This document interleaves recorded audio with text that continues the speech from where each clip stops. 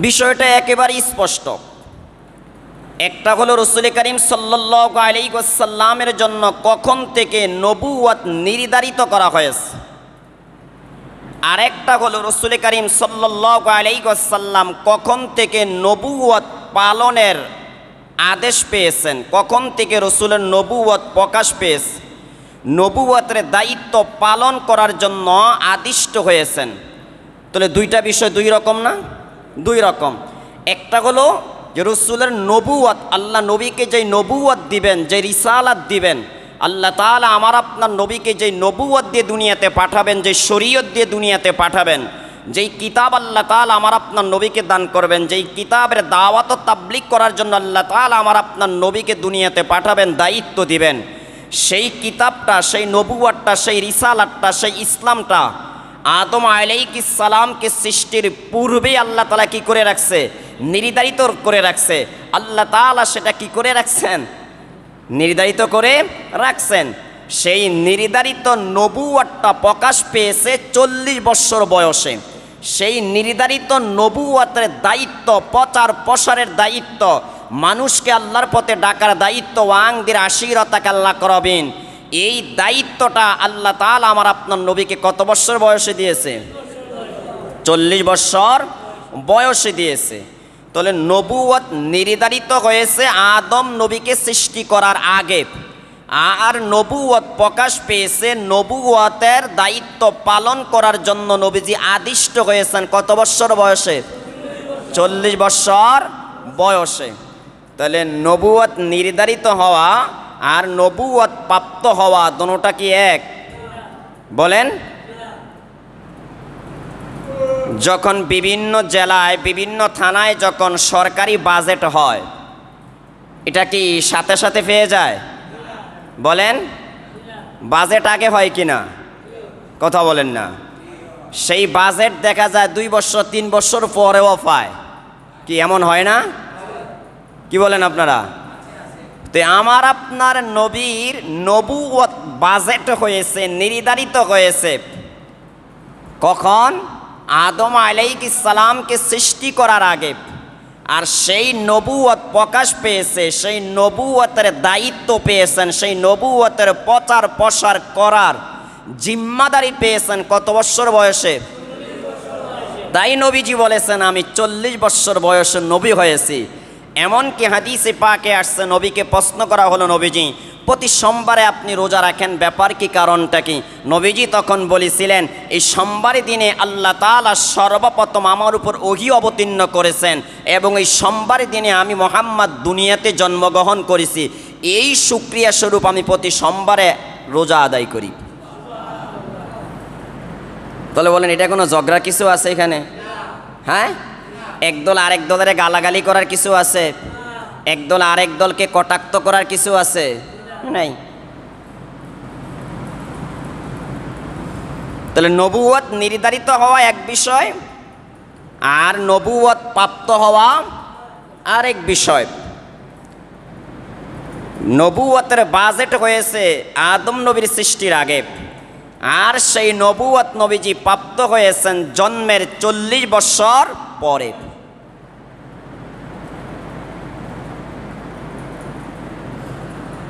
এই জিনিসটা কি বুঝে আসছে আমাদের? কি বলেন, বুঝে আসছে না? ক্লিয়ার হয়েছে তো মোটামুটি এটা নাকি? হ্যাঁ, দেখেন তিরমিজি শরীফের হাদিসে আসছে, আবু হুরায়রা রাদিয়াল্লাহু তাআলা আনহু বলেন, ক্বালু ইয়া রাসূলুল্লাহ, আবু হুরায়রা বলেন সাহাবায়ে কেরাম নবীকে বললেন, মাতা ওয়াজাবাত লাকান নবুওয়া, নবীজি আপনার জন্য কখন থেকে নবুয়ত নির্ধারিত হয়েছে? নবীজি বললেন, ক্বালা ওয়া আদামু বাইনার রূহি ওয়াল জাসাদি, হে আমার সাহাবীরা শোনো, আদম আলাইহিস সালাম যখন আত্মা এবং দেহের মধ্যে ছিল তখন থেকে আমি মুহাম্মাদের নবুয়ত আল্লাহ তাআলা নির্ধারিত করে রেখেছেন। অপর বর্ণনে আসছে ইরবাজ বিন সারিয়া রাদিয়াল্লাহু তাআলা আনহু থেকে বর্ণিত, তিনি রাসূল করিম সাল্লাল্লাহু আলাইহি ওয়াসাল্লাম থেকে বর্ণনা করেন, তিনি বলেন, নবীজি বলেছেন, ইন্নী ইনদাল্লাহি মাকতুবুন খাতামুন নাবিয়্যিনা। নবীজি বলেন, আমি আল্লাহ তাআলার নিকটে সমস্ত নবীদের শেষ নবী হিসাবে, সর্বশেষ নবী হিসাবে ওই সময়ও লিপিবদ্ধ ছিলাম যখন ওয়া ইন্না আদামা লামুনজাদিলুন ফি তিনাতিহি, আদম আলাইহিস সালাম যখন মাটির খামিরার মধ্যে ছিলেন তখন থেকেও আমি আল্লাহ তাআলার নিকটে সর্বশেষ নবী হিসাবে লিপিবদ্ধ ছিলাম। আদম আলাইহিস সালাম যখন মাটির কিসের মধ্যে ছিলেন? খামিরার মধ্যে ছিলেন। মানুষ রুটি বানানোর পূর্বে আগে কি করে? কথা বলেন না। তো আদম আলাইহিস সালামের ভিতরে আত্মা দেওয়ার আগে, রূহ ফিকে দেওয়ার আগে আল্লাহ তাআলা মাটি দিয়ে তিনার কি করছেন? খামিরারা বানাইছেন। এই খামিরা সৃষ্টির পূর্ব আমার আপনার নবী আল্লাহ তাআলার নিকটে সর্বশেষ নবী হিসাবে কি ছিলেন? লিপিবদ্ধ ছিলেন। সুবহানাল্লাহ, সুবহানাল্লাহ। নবীজি হাদিসের ভিতরে আরো কিছু বলেছেন। নবীজি বলেন, ওয়াসা উখবিরুকুম বিআউয়ালি আমরি দাওয়াতু ইব্রাহিম আলাইহিস সালাম। আমি তোমাদেরকে আরো বলতেছি যে সর্বপ্রথম আমার আত্মপ্রকাশ হয়েছে, সর্বপ্রথম আমার প্রকাশ পেয়েছে ইব্রাহিম আলাইহিস সালামের দোয়ার মাধ্যমে। ইব্রাহিম নবী যখন আল্লাহ তাআলার ঘর বাইতুল্লাহ নির্মাণ করতেছিলেন, ওই সময়ে ইব্রাহিম নবী আল্লাহর কাছে একটা দোয়া করেছিলেন, রব্বানা ওয়াবআথ ফীহিম রাসূলাম মিনহুম ইয়াতলু আলাইহিম আয়াতিকা ওয়া ইউআল্লিমুহুমুল কিতাবা ওয়াল হিকমাতা ওয়া ইউযাক্কিহিম। ইব্রাহিম নবী আল্লাহর কাছে দোয়া করলেন, হে আমার রব, আপনি তাদের ভিতরে, তাদের মধ্য থেকে এমন একজন রসুল প্রেরণ করেন, এমন একজন নবী প্রেরণ করেন যার দায়িত্ব হবে চারটা। 1 নম্বরে কোরআনের সহি তিলাওয়াত শোনাবে, 2 নম্বরে কোরআন শিক্ষা দিবে, 3 নম্বরে হাদিস শিক্ষা দিবে, 4 নম্বরে মানুষের অন্তরাত্মাকে পরিষ্কার করবে, পরিচ্ছন্ন করবে। এই 4টা দায়িত্ব দিয়ে আপনি তাদের ভিতর থেকে, তাদের মধ্য থেকে একজন নবী আপনি কি করেন? প্রেরণ করেন। ইব্রাহিম নবী কোনো নবীর জন্য দোয়া করে না, সেই নবী হলেন আমার আপনার নবী মুহাম্মদ রাসূলুল্লাহ সাল্লাল্লাহু আলাইহি ওয়াসাল্লাম। তাই নবীজি বলেন, সর্বপ্রথম আমার আত্মপ্রকাশ হয়েছে কোন নবীর দোয়ার মাধ্যমে? ইব্রাহিম নবীর দোয়ার মাধ্যমে। সেই দোয়াটা ইব্রাহিম নবী কখন করেছিল? যখন আল্লাহর ঘর বাইতুল্লাহ তিনি পুনর্নির্মাণ করতেছিলেন, তিনার ছেলে ইসমাইল আলাইহিস সালাম সহ, তখন তিনি আল্লাহর কাছে এই দোয়া করেছিলেন। নবীজি তারপরে বলেন, ওয়া বিশারাতু ঈসা আলাইহিস সালাম, এবং ঈসা আলাইহিস সালামের কিসের মাধ্যমে? সুসংবাদের মাধ্যমে আমি মুহাম্মাদের আত্মপ্রকাশ ঘটেছে, আমি মুহাম্মাদের নাম কি পেয়েছে? প্রকাশ পেয়েছে। কেননা ঈসা আলাইহিস সালাম আল্লাহ তাআলার কাছে, ঈসা আলাইহিস সালাম তার জাতিকে বলেছিলেন, ওয়াইদ ক্বালা ঈসা ইবনু মারইয়াম ইয়া বানি ইসরাঈলা ইন্নী রাসূলুল্লাহি ইলাইকুম মুসাদ্দিকাল লিমা বাইনা ইয়াদাইয়া মিনাত তাওরাতি ওয়া মুবাশশিরাম বিরাসূলি ইয়াতি মিন বাদি ইসমুহু আহমদ। এই যে ঈসা নবী বললেন, হে আমার জাতিরা শোনো, তোমাদের কাছে এমন একজন নবী আসবেন যেই নবী তোমাদের নবীর কিতাবকে কি করবে? সত্যায়ন করবে। পূর্বের যত কিতাব আছে সব কিতাবকে সত্যায়ন করবে, তাওরাত কিতাবকে সত্যায়ন করবে, ইনজিল কিতাবকে সত্যায়ন করবে, জাবুর কিতাবকে সত্যায়ন করবে। সেই নবী আমার পরে দুনিয়াতে আসবে, আর ওই নবীর নাম হবে মিন বাদ ইসমুহু আহমদ, তার নাম হবে আহমদ। সুবহানাল্লাহ। তো নবীজি বলেন, সর্বপ্রথম আমার আত্মপ্রকাশ ঘটেছে, আমার প্রকাশ পেয়েছে ইব্রাহিম নবীর দোয়ার মাধ্যমে, ঈসা আলাইহিস সালামের সুসংবাদের মাধ্যমে। 3 নম্বরে ওয়া রুইয়া উম্মি আল্লাতী রাআত হিনা ওয়াদাআতনি ওয়াকাদ খরাজা লাহা নূরুন আদাআত লাহা মিনহু কুসুরুশ শাম। নবীজি বলেন 3 নম্বরে আমার মায়ের বাস্তব স্বপ্ন দেখার মাধ্যমে। নবীজির মা আমেনার বাস্তব কি দেখার মাধ্যমে? স্বপ্ন দেখার মাধ্যমে। যে নবীজির মা যখন নবীকে প্রসব করবেন তখন তিনি একটা স্বপ্ন দেখলেন। সেই স্বপ্নটা হলো কি? তিনার সামনে একটা নূর, একটা আলো প্রকাশিত হয়েছে। সেই আলোর দ্বারা তিনি সেই রোম দেশের রাজপ্রাসাদ পর্যন্ত মক্কাতুল মুকাররমায় থেকে বাবা আব্দুল্লাহর ঘরে থেকেই তিনি শাম দেশের রাজপ্রাসাদ পর্যন্ত দেখতে পাইছে। সুবহানাল্লাহ। আছে মক্কাতুল মুকাররমায় কার ঘরে? বাবা আব্দুল্লাহর ঘরে তার মা আমেনা আছেন। যখন মুহাম্মদ রাসূলুল্লাহ সাল্লাল্লাহু আলাইহি ওয়াসাল্লামকে প্রসব করবেন, তিনি দুনিয়াতে আসবেন, তখন তিনার মা বলেন, আমার সামনে এমন একটা নূর প্রকাশিত হয়েছে, এমন একটা আলো প্রকাশিত হয়েছে, যে আলোর কিসের দ্বারা, রোশনির দ্বারা আমি আমেনা সেই রোম দেশের পারস্য সম্রাটের রাজপ্রাসাদ পর্যন্ত আমি দেখতে পেয়েছি। তো নবীজি বলেন, এগুলার মাধ্যমে আমার আত্মপ্রকাশ ঘটেছে। এগুলোর মাধ্যমে আমার কি ঘটেছে বলেন? আত্মপ্রকাশ ঘটেছে। তাহলে বলেন, যেই হাদিসের মধ্যে বলা হয়েছে রাসূল করিম সাল্লাল্লাহু আলাইহি ওয়াসাল্লাম আদম আলাইহিস সালামের সৃষ্টির আগেও নবী ছিলেন, সেই হাদিসের অর্থ আর ব্যাখ্যা হলো, আদম আলাইহিস সালামকে সৃষ্টি করার পূর্বেই আল্লাহ তাআলা আমার আপনার নবীর নবুয়তকে নির্ধারিত করেছেন, নবুয়তের বাজেট করেছেন। আর যে হাদিসের মধ্যে বলা হয়েছে যে আমি মুহাম্মদ 40 বছর বয়সে নবুয়ত পেয়েছি, সেই হাদিসের অর্থ হলো, সেই হাদিসের ব্যাখ্যা হলো, 40 বছর বয়সে আল্লাহ তাআলা আদম নবীকে সৃষ্টি করার আগে আমার আপনার নবীর জন্য যে নবুয়ত বাজেট করেছেন, যে নবুয়ত নির্ধারিত করেছেন, সেই নবুয়তের কি করার জন্য? দাওয়াত দেওয়ার জন্য, সেই নবুয়তের দায়িত্ব পালন করার জন্য, সেই নবুয়তের জিম্মাদারি আল্লাহ তাআলা আমার আপনার নবীকে 40 বছর বয়সে দান করেছেন। তাহলে প্রমাণ হয়ে গেল, আদম নবীর সৃষ্টির আগেও আমাদের নবী ছিলেন, আদম নবীর সৃষ্টির পরও আমাদের নবী ছিলেন, দুনিয়াতে আসার আগেও আমাদের নবী ছিলেন, দুনিয়াতে আসার পরে 40 বছর আগ পর্যন্ত তিনি নবী ছিলেন, 40 বছর পর থেকে মৃত্যুর আগ পর্যন্ত তিনি নবী ছিলেন, কিয়ামত পর্যন্ত তিনি নবী থাকবেন, আবাদুল আবাদ তিনি নবীই থাকবেন। ঠিক না বে ঠিক কথা বলেন? কোনো সন্দেহ আছে? হ্যাঁ, তাহলে তিনার নবুয়ত পরিপূর্ণভাবে প্রকাশ পেয়েছে কত বছর বয়সে? বলেন কত বছর বয়সে? 40 বছর বয়সে। কোনো সন্দেহ আছে? এটা নিয়ে ঝগড়ার কিছু আছে বলেন? মারামারি করার, এই দল ওই দলের গালাগালি করার কিছু আছে এখানে? না, কিছুই নেই। কিন্তু সাধারণ বিষয় নিয়ে আজ আমাদের ভিতরে তুমুল যুদ্ধ চলতেছে। দেখেন, আমার আপনার নবী 40 বছর বয়সে নবুয়ত পেয়েছেন, ঠিক না? কি দুনিয়াতে আসার পরে নবুয়ত পাওয়ার আগ পর্যন্ত আল্লাহ তাআলা আমার আপনার নবীর দ্বারা এমন এমন অলৌকিক ঘটনা ঘটিয়েছেন, যেগুলা পৃথিবীর কোনো মানুষ দ্বারা কখনো ঘটানো কি নয়, সম্ভব নয়, যেটাকে তারিখের পরিভাষায় ইরহাসাত বলা হয়।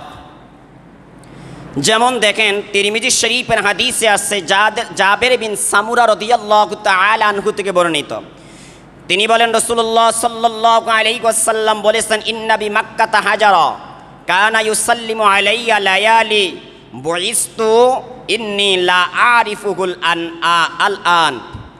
জাবের বিন সামুরা রাদিয়াল্লাহু তাআলা আনহু বলেন, রাসূল করিম সাল্লাল্লাহু আলাইহি ওয়াসাল্লাম বলেছেন, মক্কার ভিতরে একটি পাথর আছে, যেই পাথরটি আমাকে সালাম দিত, সেই পাথরটিকে আমি মুহাম্মদ এখনও চিনি। নবী হওয়ার পূর্বে, নবুয়ত পাওয়ার পূর্বে, নবুয়তের দায়িত্ব পালনের আদেশ পাওয়ার পূর্বে, নবুয়তের জিম্মাদারি পাওয়ার পূর্বে, মক্কার একটি পাথর যখনই আমি মুহাম্মদকে দেখত, তখনই আমাকে সালাম করত, তখনই আমাকে সালাম দিত। সেই পাথরটিকে আমি মুহাম্মদ এখনও চিনতে পারি। সুবহানাল্লাহ। অপর হাদিসের ভিতরে আসছে, আলী বিন আবি তালিব রাদিয়াল্লাহু তাআলা আনহু থেকে বর্ণিত, তিনি বলেন, কুনতু মা'আন নবিয়্যি সাল্লাল্লাহু আলাইহি ওয়াসাল্লাম বি মক্কা। আলী রাদিয়াল্লাহু তাআলা আনহু বলেন, আমি একদিন রাসূল করিম সাল্লাল্লাহু আলাইহি ওয়াসাল্লামের সাথে ছিলাম।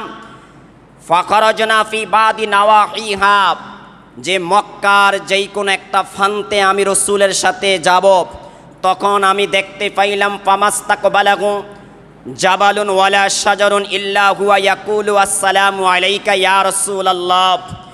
আলী রাদিয়াল্লাহু তাআলা আনহু বলেন, আমি একদিন রাসূল করিম সাল্লাল্লাহু আলাইহি ওয়াসাল্লামের সঙ্গে বের হলাম, মক্কার যেই কোন একটা উপত্যকায় যাব, মক্কার যেই কোন একটা প্রান্তে যাব।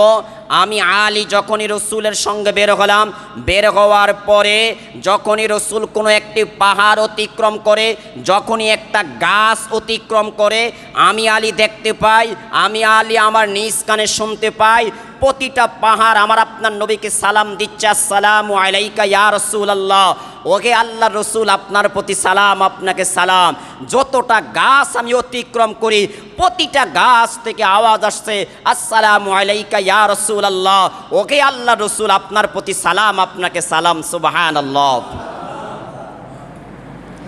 অপর হাদিসে আসছে, সেই একই হাদিস রাসূল করিম সাল্লাল্লাহু আলাইহি ওয়াসাল্লাম বলেছেন, আমি যখনও নবুয়ত প্রাপ্ত হই না, তখনও আমি নবুয়ত প্রাপ্ত হই না, ওই সময় আমাকে মক্কার পাথর, মক্কার গাছপালা আমাকে কি দিত? সালাম দিত। বলেন কি দিত? একটাবার চিন্তা করে দেখেন, আপনি যদি কোনো রাস্তা দিয়ে হাঁটেন, সামনেও মানুষ নেই, পিছনেও মানুষ নেই, ডানেও মানুষ নেই, বামেও মানুষ নেই, উপরেও কোনো মানুষ নেই, এমন সময় যদি আপনাকে কেউ বলে আসসালামু আলাইকুম, তখন আপনার কাছে কেমন লাগবে? কিরে, আমাকে এই মরুভূমিতে, এই শূন্য জায়গার ভিতরে, যেখানে কোনো মানব নেই, কোনো দানব নেই, সামনে কেউ নেই, পিছনও নেই, ডাইনও নেই, বামেও নেই, এমন জায়গার ভিতরে আমাকে কে সালাম দিল? বলেন বিষয়টা আশ্চর্যের বিষয় না? কিন্তু নিজের কানের কথা তো নিজের কানকে কি করা যায় না, বিশ্বাসও করা যায় না। কে আমাকে সালাম দিল? হ্যাঁ, কিন্তু আল্লাহ তাআলা ইচ্ছা করলে কখনো জড় পদার্থকে মানুষের মতন কথা বলাইতে পারে। পারে কি পারে না? কথা বলেন। আল্লাহ তাআলার সেই শক্তি আছে নাকি নাই? কথা বলেন। গাছ কথা বলতে পারে না, মাছ কথা বলতে পারে না, পাথর কথা বলতে পারে না, জড় পদার্থ কথা বলতে পারে না, সেটা আমি আর আপনি দেখি। কিন্তু আল্লাহ তাআলা ইচ্ছা করলে গাছ দ্বারা কথা বলাইতে পারে, মাছ দ্বারা কথা বলাইতে পারে, পাথর দ্বারাও কথা বলাইতে পারে, জড় পদার্থকে কথা বলার শক্তি দিতে পারে কি পারে না? কথা বলেন। হ্যাঁ, আল্লাহ তাআলা বলেছেন, ওয়া ইম মিন শাইইন ইল্লা ইউসাব্বিহু বিহামদিহি ওয়ালাকিন লা তাফকাহুনা তাসবিহাহুম। আল্লাহ বলেন, হে আমার বান্দারা বান্দিরা, শোনো, পৃথিবীতে যত মাখলুক আছে, যত সৃষ্টি আছে, যত কিছু আছে, যত জড় পদার্থ আছে, সব কিছুই আমার তাসবিহ পাঠ করে, সব কিছুই আমার পবিত্রতা বর্ণনা করে, সব সৃষ্টি আমার প্রশংসা করে। ওয়ালাকিন লা তাফকাহুনা তাসবিহাহুম, তবে তোমরা তাদের তাসবিহ বুঝতে পারো না, তোমরা তাদের কথা বুঝতে পারো না, তোমরা তাদের ভাষা বুঝতে পারো না, তোমরা তাদের শব্দ শুনতে পাও না। তাহলে বলেন, শুধুমাত্র মানব আর দানব কথা বলে, মানব আর দানবের বাকশক্তি আছে না পৃথিবীর সব সৃষ্টির বাকশক্তি আছে? বলেন। আল্লাহ যখন ইচ্ছা করে তখন সব কিছুর কি বলাইতে পারে? কথা বলাইতে। এই জন্যই তো রসুল বলেন, আমি নবুয়ত প্রাপ্তির পূর্ব বহু পাথর আমাকে সালাম দিয়েছে, বহু গাছ আমাকে সালাম দিয়েছে, সেই পাথরগুলাকে আমি এখনো চিনি। কি বলেন? আল্লাহ পারে কি পারে না? এ ভাই কথা বলেন না, পারে কি পারে না? হ্যাঁ, পারে। তাহলে এই যে ঘটনাগুলা, নবীজির নবুয়ত পাওয়ার পূর্বে যে ঘটনাগুলা ঘটেছে, গাছ নবীকে সালাম দেয়, পাথর নবীকে সালাম দেয়, নবী যখনই কোনো দিকে যায় গাছ এসে রসুলের উপরে হেলে পরে রসুলকে ছায়া দান করে। রাস্তা দিয়ে রসুল হাঁটতেছে, রোদের উত্তপ্ত তাপ, ফখরে তাপ, এই রাস্তার ভিতরে যে গাছ আছে, ওই গাছগুলা আমার আপনার নবীর উপরে এইভাবে হেলে যে রসুলের উপরে ছায়া দেয়, যাতে রহমাতাল্লিল আলামিনের উপরে রোদের তাপ না লাগে। যেইখান দিয়ে গাছ নেই সেখান থেকে সেখানে আকাশ থেকে একটা মেঘের খণ্ড এসে আমার আপনার নবীর উপরে ছায়া দান করে, যাতে রসুলের উপরে সূর্যের তাপ না লাগে। তো এই ঘটনাগুলা কিসের প্রমাণ? এই ঘটনাগুলা হলো তিনি যে 40 বৎসর বয়সে নবী হবেন, 40 বৎসর বয়সে নবুয়ত পাবেন, সেটার প্রমাণ। সুবহানাল্লাহ। কিসের প্রমাণ বলেন? নবীর নবী হওয়ার প্রমাণ।